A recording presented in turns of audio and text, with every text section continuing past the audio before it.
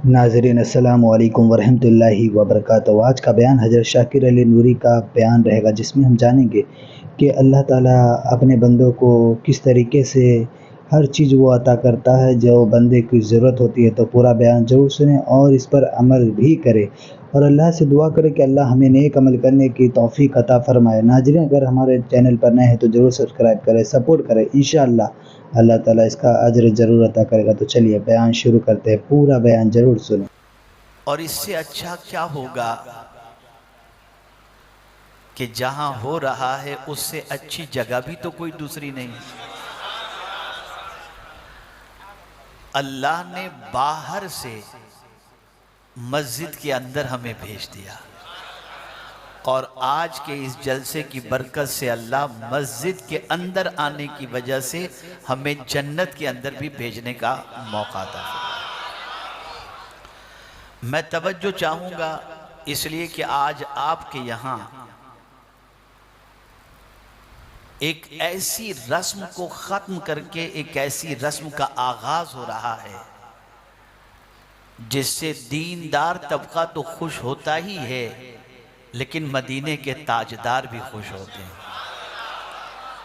यहाँ की कमेटी के नौजवान जो पहले जुलूस के अंदर डीजे वगैरह या गली कूचों के अंदर किया करते थे, उसे इस साल ख़त्म करके मुस्तफ़ा के ज़िक्र पाक की महफ़िल उन्होंने सजाई।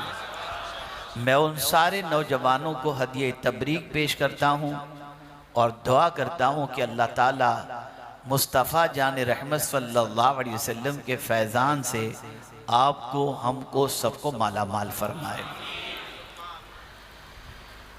मेरे प्यारे आका सल्लल्लाहु ताला अलैहि वसल्लम के प्यारे दीवानों, दुनिया का इंसान जब तारीख़ लिखता है और तारीख़ में आने वाले इंसानों की फहरिस्त जमा करता है, हज़रत आदम अलैहिस्सलातु व तस्लीम से लेकर मदीने के ताजदार अरवाहुना फ़िदाहु सल्लल्लाहु ताला अलैहि वसल्लम तक, तो दुश्मन भी अगर तारीख़ लिखेगा इंसानों की तो लिखने पर मजबूर हो जाता है कि हज़रत आदम अलैहिस्सलातु वस्सलाम से लेकर आज तक हुजूर जैसा कोई पैदा नहीं हुआ। रसूल आज़म सल्लल्लाहु अलैहि वसल्लम दुनिया के एक कामयाब तरीन इंसान ही नहीं बल्कि अल्लाह के फरिश्तादा पैगंबर हैं। और हुजूर सल्लल्लाहु अलैहि वसल्लम ने जो इनकलाब पैदा किया, कायनात में कोई इंसान ऐसा नहीं आया जिसने इतना बड़ा इनकलाब पैदा किया हो। आप देखें, दुनिया में रिवॉल्यूशन आता है, तब्दीलियाँ आती हैं, इनकलाबात आते हैं, लेकिन उन इनकलाबात की उम्र बड़ी लिमिटेड होती है। किसी का इनकलाब 5 साल तक चलता है, किसी का इनकलाब 10 साल तक चलता है, किसी का ज़ाब्ता और लाया हुआ इनकलाब 50 साल तक चलता है, और किसी की तालीम के असरात कुछ सालों तक रहते हैं। लेकिन या रसूल अल्लाह, आपकी अज़मतों पर कुर्बान, 15 ये मुफीद थी, आज के दौर के लिए भी मुफीद है। जब हम तारीख़ में पैगंबर रहमत सल्लल्लाहु अलैहि वसल्लम की का मुताला करते हैं तो अक्ल दंग रह जाती है कि चटाई पर बैठकर ज़िंदगी गुजारने वाले, 1 महीने तक जिसके घर के अंदर सिर्फ खजूर और पानी ही मौजूद हो, ऐसी ज़िंदगी गुजारने वाले रसूल पैगंबर रहमत सल्लल्लाहु अलैहि वसल्लम, और छोटे से मकान में ज़िंदगी गुजारने वाले पैगंबर रहमत सल्लल्लाहु अलैहि वसल्लम ने 23 साल की कलील मुद्दत के अंदर इतना बड़ा इनकलाब पैदा किया। और ये कहने में मैं हक बजानिब हूँ कि आज की ऑक्सफोर्ड यूनिवर्सिटी हो, आज की कैम्ब्रिज यूनिवर्सिटी हो, या दुनिया की सबसे बड़ी सी बड़ी यूनिवर्सिटी हो, लेकिन वो ऐसे अफराद तैयार नहीं कर सकती जैसे मुस्तफ़ा जान रहमत ने जैसे अफराद तैयार किए थे। ना कोई सिद्दीक़ अकबर जैसा तैयार कर सका, ना कोई फारूक आज़म जैसा तैयार कर सका, ना कोई उस्मान गनी जैसा तैयार कर सका, ना कोई मौला अली जैसा तैयार कर सका। सवाल ये पैदा होता है, ये सारे अफराद जो तैयार किए गए वो आलीशान इमारतों में तैयार नहीं किए गए, वो सुफ़ा के चबूतरे पर तैयार किए गए। रसूल आज़म सल्लल्लाहु अलैहि वसल्लम ने ऐसे इंसान तराशे कि जिनको देखकर भटके हुओं को सीधा रास्ता नसीब हो जाता और जिनकी जिंदगी को देखने के बाद इंसान को जीने का सलीका मिल जाता। मैं समझाना चाहूंगा, आज एक बहुत बड़ा टॉपिक लेकर और दर्द दिल लेकर के मैं हाजिर आया हूं।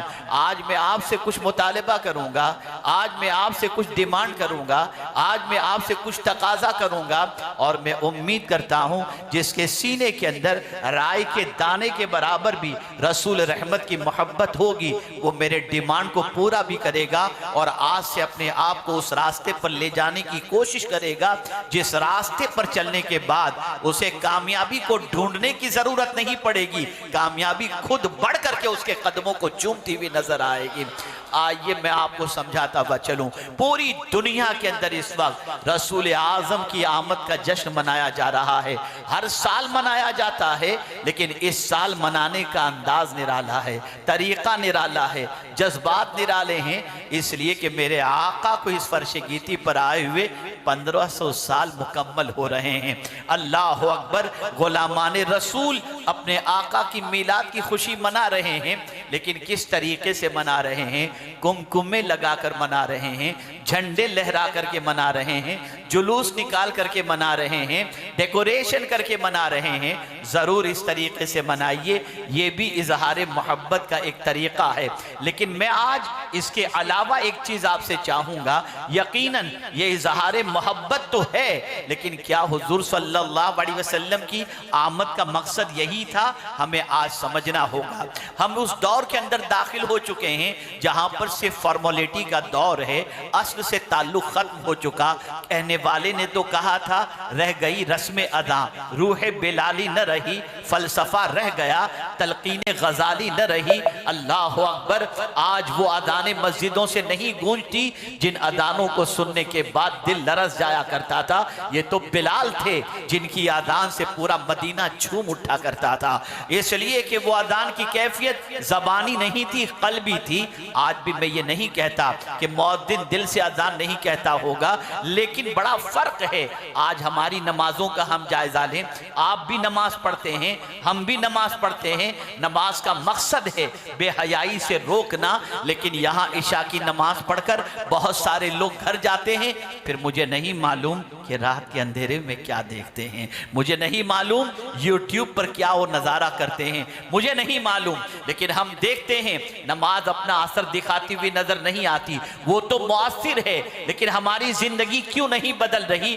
वजह सबसे बड़ी ये है कि हमने रस्म तो अदा की, लेकिन रूह से ना वाकिफ हुए। हम नमाज अदा करते वक्त सिर्फ ये सोचते हैं अल्लाह ने हम पर नमाज फर्द फरमाई है, इसलिए हम नमाज पढ़ रहे हैं, लेकिन हमारे पेश नजर ये नहीं होता कि नमाज इसलिए फर्द की गई ताकि हम बुरी बातों से बचें, लेकिन हम वो मकसद नहीं जानते, मकसद पर हमारी तवज्जो नहीं, इसलिए फॉर्मेलिटी तो हो जाती है, जिंदगी बदलती नजर नहीं आती। आप देखें माह मुहर्रम के अंदर ताजदारे करबला की बारगाह में खराज अकीदत पेश किया जाता है। 10 दिनों तक मुसलमान इमाम हुसैन की याद की महफिलें सजाता है, और फिर जब आखिरी दिन आता है तो लोग ये सुनते हैं कि ताजदारे करबला ने सजदे में अपनी जान दे दी, लेकिन फिर भी मुसलमानों का हाल यह है कि सजदे के लिए तैयार नहीं होते, फिर भी सजदे की तड़प पैदा नहीं होती, इसलिए कि हमने यादें मनाना तो सीख ली, मकसद हम फरामोश कर रहे हैं। हमारे पेशे नजर मकसद होना चाहिए। इमाम हुसैन ने जान इसलिए दी थी ताकि हम जाना मुस्तफ़ा जाने रहमत के रास्ते पर चलें, शरीयत की पासदारी करें, लेकिन हमारी निगाहों के सामने पैगंबर रहमत सल्लल्लाहु अलैहि वसल्लम का दस्तूर भी नहीं और इमाम हुसैन रज़ियल्लाहु ताला अन्हु की कुर्बानी का मकसद भी नहीं। आज मैं आपसे पूछना चाहता हूं, ये गुलामाने रसूल का इज्तिमा है, ये सरकार के दीवानों का जम्मे गफीर है, लेकिन मैं आपसे पूछूं, क्या राह चलते हुए कोई देखकर हमें ये कह सकता है कि मुस्तफ़ा का दीवाना जा रहा है? क्या तिजारत जब हम करते हो तो लेन देन के तरीके को देखकर क्या कोई ये कह सकता है कि ये पक्का मुस्तफ़ा का दीवाना है? क्या सफर में हमें चलते हुए देखकर क्या कोई ये कह सकता है कि ये मुस्तफ़ा का दीवाना है? मैं आपसे पूछना चाहता हूं, ऐ रसूल आज़म सल्लल्लाहु ताला अलैहि वसल्लम के दीवानों, हम पैगंबर रहमत सल्लल्लाहु अलैहि वसल्लम की मोहब्बत का दावा तो करते हैं, और ये भी अल्लाह का शुक्र है कि उसने हुजूर से मोहब्बत की तौफीक अता फरमाई है, लेकिन हमें इसी पर नहीं रुकना। मैं आपसे पूछता हूं, अल्लाह के रसूल सबसे अफजल, इंसानों में उनसे अफजल कोई है ही नहीं। अगर ये कहूं तो गलत ना होगा कि बाद अज खुदा बुजुर्ग तू ही किस्सा मुख्तसर, अल्लाह के बाद अगर कोई सबसे बड़ा है तो मुस्तफ़ा जाने रहमत सल्लल्लाहु अलैहि वसल्लम हैं। सबसे अफजल व आला आकाए करीम सल्लल्लाहु अलैहि वसल्लम इंसानों में अफजल नहीं, अंबिया में भी अफजल, सारे इंसानों में भी अफजल, रसूलों में भी अफजल, उनसे अफजल व आला कोई दूसरा है ही नहीं। अल्लाह अकबर। सवाल ये पैदा होता है, इतनी अजमत वाले रसूल का मानने वाला आज जमाने के पैरों की ठोकर में क्यों आ रहा है? आज वो मुसलमान जिनके नबी को अल्लाह ने यह ताकत अता की कि इशारे से चांद के 2 टुकड़े कर दें, जिनके नबी को अल्लाह ने यह ताकत दी कि डूबा हुआ सूरज पलटा दें, जिनके नबी को अल्लाह ने यह ताकत अता फरमाई कि उंगली से पानी के चश्मे जारी फरमा दें, उस अजीम रसूल का मानने वाला आज जमाने की ठोकरों में क्यों आ रहा है? इतना सस्ता कैसे हो गया? इतना बेवकात कैसे हो गया? इतना बेआबरू कैसे हो गया? अरे एक कुरान से गिलाफ को निस्बत हो जाए, उस जुज़दान को भी लोग सीने से लगा के रखते हैं, और हमें रसूल से निस्बत, और उसके बावजूद हम जमाने के पैरों के अंदर रोंदे जा रहे हैं। हमें आज उसका एहतसाब करना है, आज हमें उसका जायजा लेना है। क्या भूल हो गई हमसे, या क्या भूल हो रही है हमसे, जिसकी वजह से अल्लाह अज़्ज़ व जल्ल ने हमारा ये हाल कर दिया, हम इस तरीके के बन गए। आइए हम समझाते हुए चलें। अल्लाह अज़्ज़ व जल्ल ने इरशाद फरमाया, क्यों अल्लाह ने रसूलों को भेजा? हम हुजूर के आने की खुशी मना रहे हैं ना, जवाब दें। हुजूर के आने की खुशी मना रहे हैं ना, क्यों भेजा अल्लाह ने हुजूर? क्यों अल्लाह ने रसूल आज़म सल्लल्लाहु अलैहि वसल्लम को और दूसरे रसूलों को भेजा? तो कुरान कहता है, वमा अरसलना मिर रसूलिन इल्ला लियुताअ बिइज़्निल्लाह। अल्लाह फरमाता है, हमने रसूल नहीं भेजे मगर अल्लाह के इज़्न से उनकी इताअत की जाए। रसूल इसलिए भेजे गए ताकि रसूल की बात मानी जाए। ये भेजने का मकसद है सबसे बड़ा। ये दुनिया में हुजूर को भेजने का सबसे बड़ा मकसद ये है, न इसकी सुनो न उसकी सुनो, सुनना है तो मदीने के ताजदार की सुनो, रसूल आज़म की इताअत करो। अब मैं आपसे एक सवाल पूछना चाहता हूं, मेरे प्यारे आका सल्लल्लाहु अलैहि वसल्लम के प्यारे दीवानों, हम रसूल आज़म के आने की खुशी तो मनाते हैं, लेकिन हुजूर की बात मानने को तैयार नहीं। ये कैसी खुशी है?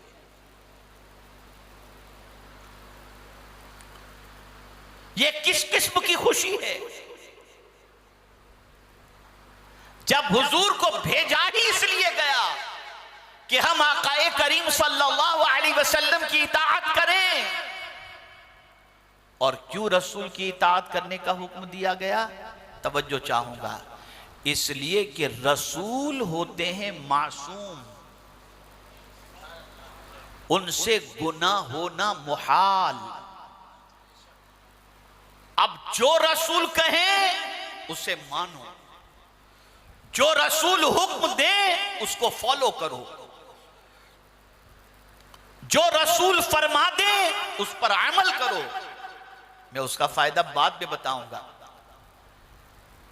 अगर रसूल माअज़ल्लाह गुनहगार होते तो उनकी इताअत का हुक्म न दिया जाता। इताअत का हुक्म इसीलिए दिया गया ताकि तुम अल्लाह के रसूल के रास्ते पर चलकर मंजिले मकसूद को पालो, कामयाबी को पालो, कामरानी को पालो।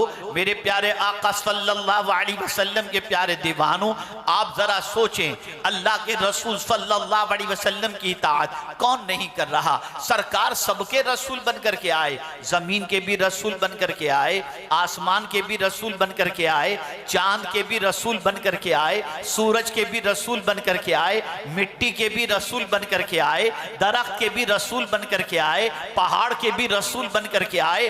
कायनात में जितनी भी चीजें हैं हर एक के रसूल बनकर मेरे आका सल्लल्लाहु अलैहि वसल्लम तशरीफ लाए।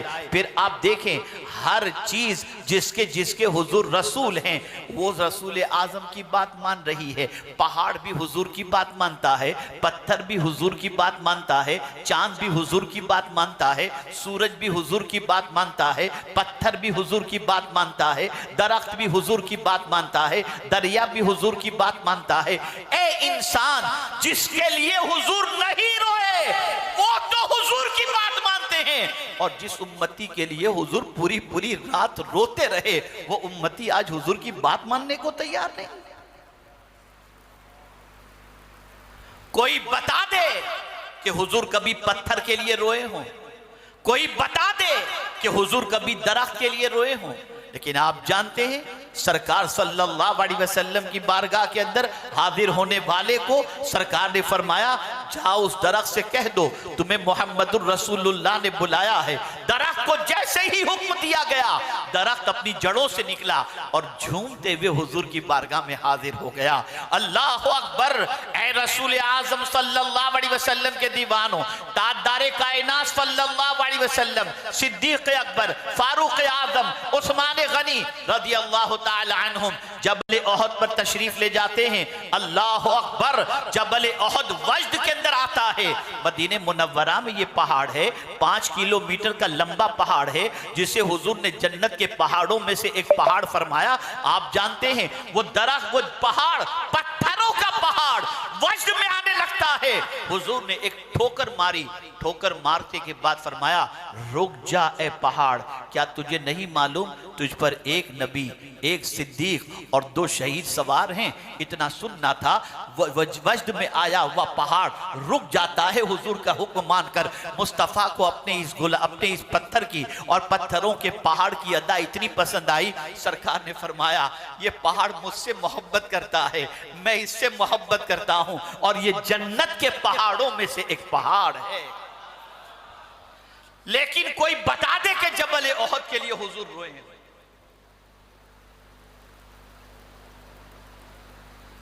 सूरज डूब चुका था, मौला अली के लिए रसूल आजम ने इशारा किया तो डूबा हुआ सूरज पलट करके आ गया। ए सूरज, तू भी नबी के इशारे को समझता है? हुजूर ने कहा तो नहीं कि लौट आ, इशारा किया और तू पलट आया, तो जवाब मिलेगा ये तेरे ही रसूल नहीं मेरे भी रसूल। जमीन से चांद को इशारा किया, 2 टुकड़े हो गए।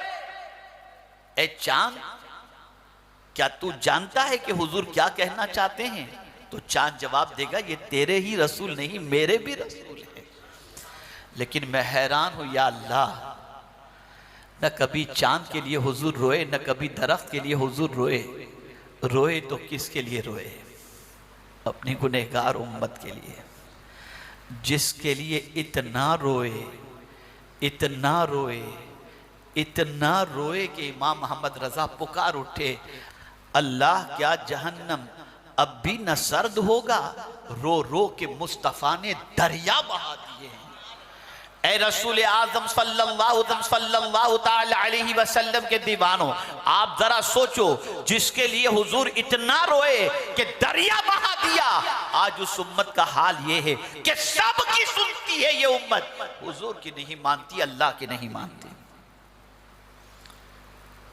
वो कौन सी बुराई है जिसके दलदल के अंदर आज हुजूर की उम्मत गिरफ्तार न हो? अल्लाह ने हुजूर सल्लल्लाहु अलैहि वसल्लम को इस फर्शे गीती पर इसलिए भेजा ताकि हम हुजूर की इताअत करें, हुजूर सल्लल्लाहु अलैहि वसल्लम की फर्मा बरदारी करें। आज का मुसलमान चाहता है कि अल्लाह उस पर रहम करे। आज का मुसलमान चाहता है कि अल्लाह ताला उस पर करम की नजर फरमाए। मेरे करीम ने फरमा दिया, ऐ रहमो करम के तलबगारो, मैं तुम्हें एक नुस्खा दे देता हूं, और इस नुस्खे पर अगर तुम अमल करोगे तो तुम मुझसे रहमो करम की भीख नहीं भी मांगोगे, तब भी मैं तुम पर रहम करूंगा। मेरे करीम वो नुस्खा कौन सा है? तो अल्लाह इरशाद फरमाता है, अतीउल्लाह व अतीउर रसूल लअल्लकुम तुरहमून। अल्लाह और उसके रसूल की इताअत करो ताकि तुम पर रहम किया जाए। हम समझते हैं कि गुनाह करें और हम पर रहम हो जाए। हमें गुनाह छोड़ना होगा, हमें अल्लाह के रसूल की नाफरमानी छोड़नी होगी, हमें अल्लाह के रसूल सल्लल्लाहु अलैहि वसल्लम के इरशादात को अपनी जिंदगी के अंदर नाफिज करना होगा। फिर आप देखें, जहां से गुजरेंगे वहां पर इंशाअल्लाह रहमत इलाही का नुज़ूल होता चला जाएगा। मेरे प्यारे आका सल्लल्लाहु ताला अलैहि वसल्लम के प्यारे दीवानों, हम कामयाबी चाहते हैं, हम कामरानी चाहते हैं, हम अल्लाह के रसूल का साथ चाहते हैं कि रसूल आज़म सल्लल्लाहु अलैहि वसल्लम का कुर्ब हमें दुनिया में भी मिले, हमें आखिरत में भी मिले। और सहाबाए किराम अलैहिमुर रिदवान जीते जी भी हुजूर के कदमों में रहना चाहते थे, और इस दुनिया से जाने के बाद भी हुजूर के कदमों में रहना चाहते थे, बल्कि आखिरत में भी हुजूर के कदमों में रहना चाहते थे। आप जज्बे को देखो, हजरत सौबान रदी अल्लाहुल मौला तबारक व तआला अन्हु बारगाहे रसूल सल्लल्लाहु अलैहि वसल्लम में हाजिर हुए, चेहरा उतरा हुआ था, गमगीन चेहरा, अफसुर्दा चेहरा। मेरे आका सल्लल्लाहु अलैहि वसल्लम ने फरमाया, सौबान क्या बात है, तुम्हारा चेहरा उतरा हुआ है? कुर्बान मेरे आका की अजमत पर, किसी भी सहाबी का चेहरा उतर जाए तो हुजूर उसे भी बर्दाश्त नहीं कर पाते। ऐ सौबान क्या बात है, तुम्हारा चेहरा उतरा हुआ है? क्या तबीयत खराब है? घर में कुछ मसला हो गया? जवाब में कहते, नहीं हुजूर, तबीयत भी ठीक है, घर में भी कोई मसला नहीं हुआ, बस एक चीज याद आ गई जिससे मेरा चेहरा उतर गया। सरकार सल्लल्लाहु अलैहि वसल्लम ने फरमाया, सौबान क्या चीज याद आ गई? तवज्जो चाहूंगा, क्या चीज याद आ गई? अर्ज करते हैं, हुजूर यहाँ तो सुबह आपकी ज़ियारत नसीब हो जाती है, दोपहर में आपका दीदार नसीब हो जाता है, रात को आपका दीदार नसीब हो जाता है, बस एक ख्याल आया कि आखिरत में पता नहीं आप कहाँ होंगे, हम कहाँ होंगे, और वहाँ आपका दीदार नसीब नहीं होगा तो हमारा क्या होगा? वहाँ आपके जलवे नहीं देखेंगे तो हमारा क्या होगा? बस आशिक का ये कहना था कि अल्लाह अज़्ज़ व जल्ल को इस सच्चे आशिक की अदा पर इतना प्यार आ गया कि नुस्खा अता फरमा दिया कि जो ये चाहता हो कि आखिरत में हुजूर सल्लल्लाहु अलैहि वसल्लम की माइयत और साथ नसीब हो जाए, कुरान ने कानून अता किया, अनअमल्लाहु अलैहिम मिनन नबिय्यीन वस्सिद्दीकीन वश्शुहदाए वस्सालिहीन। अल्लाह अज़्ज़ व जल्ल फरमाता है, जो अल्लाह की फरमा बरदारी करे, अल्लाह के रसूल सल्लल्लाहु अलैहि वसल्लम की फरमा बरदारी करे, क़यामत के दिन वो नबियों के साथ होगा, वो सिद्दीकीन के साथ होगा, वो शोहदा के साथ होगा, वो सालिहीन के साथ होगा। और ये क्या ही अच्छे साथी है, वहसुन उलाइका रफीका। आपसे मैं पूछना चाहता हूँ, एक गुलाम तो हमेशा यही चाहेगा, जब मदीने जाना चाहता है और मदीने की ज़ियारत का जज्बा उसके अंदर है, तो यकीनन जब तड़प सच्ची होगी तो चाहेगा मैं हुजूर के कदमों में रहूं, हुजूर की माइयत नसीब हो जाए, हुजूर का साथ नसीब हो जाए। मैं ज़मीर को झिंझोड़ते हुए अर्ज करूंगा, हर गुलाम ये चाहता है कि क़यामत में हुजूर का साथ नसीब हो, लेकिन काम कौन से करता है? यहूदियों के तरीके पर, नसरानियों के तरीके पर, शैतान के तरीके पर। मैं आपसे पूछना चाहता हूं, हुजूर की नाफरमानी करके हुजूर का कुर्ब कैसे नसीब हो सकता है? अगर हम हुजूर की बात मानेंगे तो तो अल्लाह क़यामत के दिन हमें हुजूर का साथ नसीब फरमा देगा।